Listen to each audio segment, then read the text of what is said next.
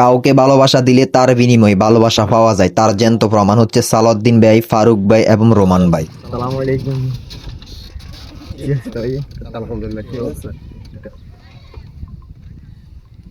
ভালো আছেন না? হ্যাঁ হ্যাঁ, আমিও। কি অবস্থা ভাই? ভালো আছেন? আসসালামু আলাইকুম। কি অবস্থা ভাই? ভালো? দুদু ভাইয়ের ভালো আছেন না? জি একটু চাটা খাই।